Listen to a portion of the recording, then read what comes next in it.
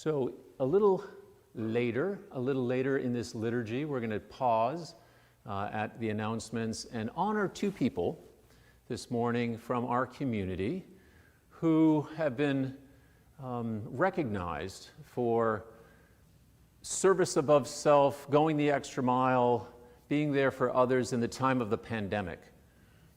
And I sense, knowing Sheila, not as well Alex, that being here, and I think any of us could relate that when you're sort of invited into the limelight to be acknowledged publicly, it's not particularly, the thing you wake up, and say, yeah, let me do that. And it brings to mind a kind of a deeper issue about public recognition of people who have done wonderful things.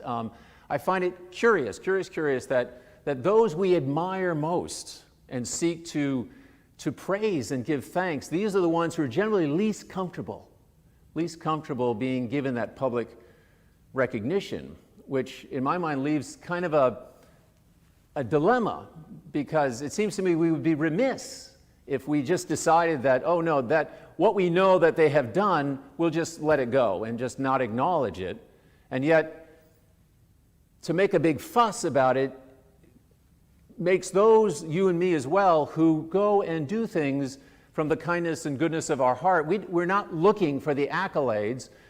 And yet, if you spend your life giving, and going the extra mile, and no one ever acknowledges it, no one ever knows, there's a feeling of something may be missing. So there's this dilemma. And in order to sort of break, through this dilemma, I invite you to join me in naming what it is that we are actually acknowledging and recognizing with Sheila and Alex this morning. And I dare say it's this, that it's safe to say that both of these citizens of our Ipswich community have day after day after day, especially during the pandemic, have risen to be there for others. And being there for others is not always, in fact, most of the time, it's not easy. It's hard work. You've got to be persistent. You've got to be willing to be inconvenienced. It's sometimes unpleasant, depending on the work you are doing for those in your community. It can even be messy. It can be painful. All of those things are going on with these two. And much, may I dare say, like the iceberg, we see this much, but much of what they're doing is not known to anybody. And then on top of that, there's nothing that is expected in return for all they're doing. And in my mind, how different is that? And it sounds a little sharp, but how different is that from being a slave?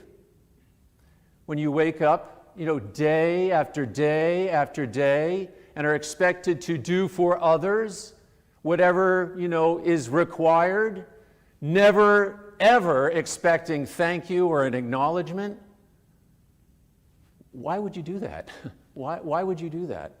And oddly, the image of Sisyphus, as you may have learned, somewhere along the line, the myth of Sisyphus, and I can't remember what he did to deserve this, but he was fated to take this large boulder and roll it all day laboring and to get this thing up to the top of the hill, and then stepping away and the whole thing rolling back down again and having to start all over and get back down there. And is that not what those who think, well, I'm doing these good things because it's just what someone should do. This is what we do. And if that's the attitude, if it's, well, and I've always been a little allergic to that kind of moral approach, that righteous, like, well, you don't have to acknowledge me, but I'm doing it, and that's what we're supposed to do, and I'm going to just keep. And those are the people, for me, who generally are miserable. They're doing their work, but they're weary, they're tired, they're miserable, though they keep up a nice front. These are not Sheila and Alex. if you know either one of them, they are cheerful people. I mean, like, out of the box, cheerful people. And you just can't, and where does that come from? You know, that's hard to explain. Much easier to explain is James and John's behavior in this little story. They have been glowing in the kind of, they've been basking, in the glory of Jesus. It's like hanging out with Mick Jagger. You know, you get a little of that, hey, I know Mick, and I love this attention I'm getting because I know Mick.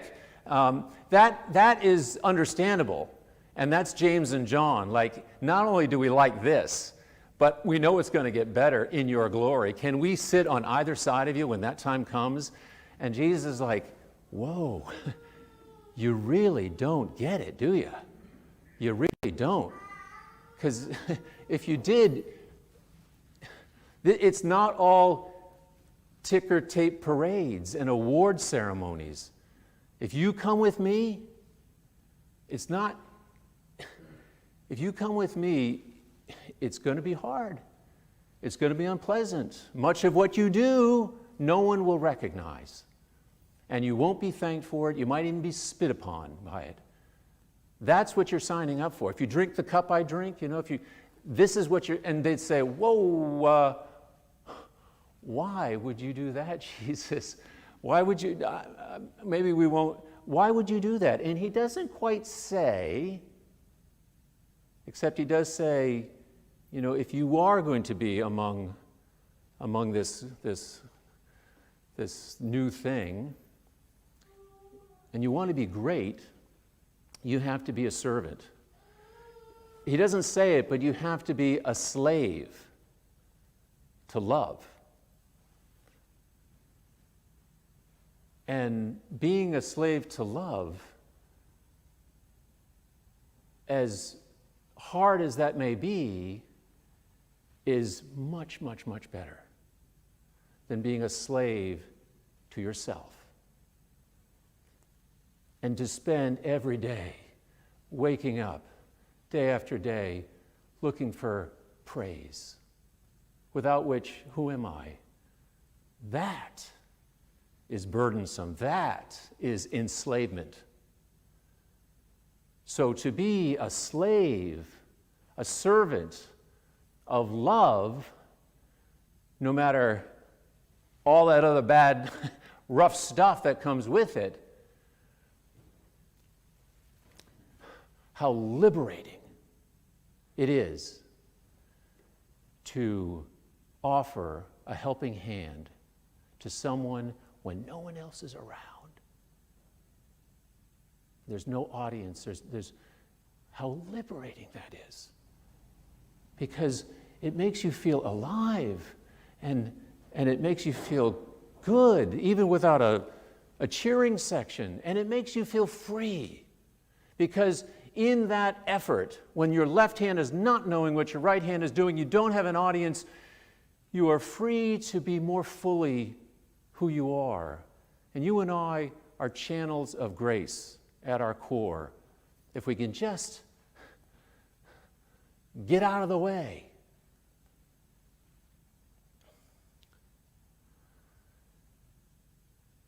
So, when I think of those who do this, like Alex and like Sheila, those who are able to commit to being a slave, a servant of all people, a slave. They do that with joy and with a sense of freedom and peace. And if there's any fear, maybe any fear in being brought into the limelight this morning and being publicly recognized, it's maybe the fear that might threaten their source of freedom, their source of joy. And we're not here to take that away from either of you. But maybe we're here in seeing how you do that, only a fraction of it, an invitation to say, that's how we also can truly be free and know joy in a way that nothing can touch and nothing can take away. And in that, these are special people indeed.